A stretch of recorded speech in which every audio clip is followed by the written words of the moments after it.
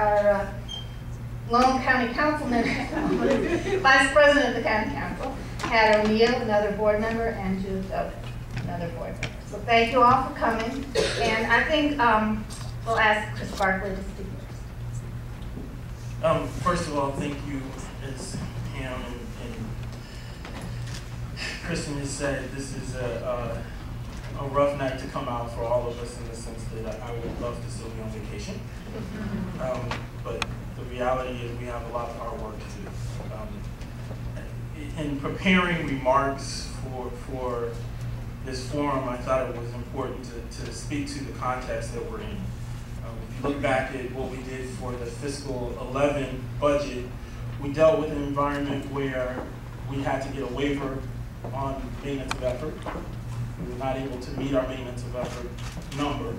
We had to cut approximately $53 million from our budget. We increased class size by 1. We cut positions, cut about 400 positions. And that is what it took, along with all of the political acrimony that existed. That's what it took for us to get a budget for this year. For next year, or fiscal 12, we're looking at an environment that is just as uncertain as it was last year when we sat here and told you the situation was dire. And now I think it's fair to say that the situation is close to catastrophic. We're looking at an environment where the county is saying we have approximately a $300 to $350 million deficit. We're looking at an environment where the sense of MOE, or maintenance of effort, is hostile. That our county could be the only county that is saying, in the state, that is saying that we can't meet our maintenance of effort obligation.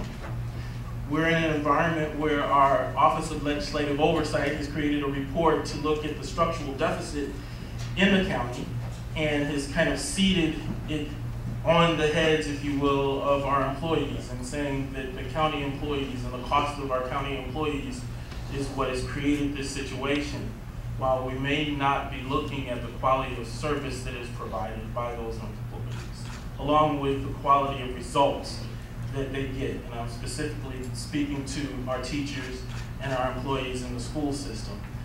While we're looking at all of that, there's no sense that we're going to get away with not having a pass back of teacher pensions, which could cost this county somewhere around $99 million, which would be catastrophic if we could use that word over and over and over again.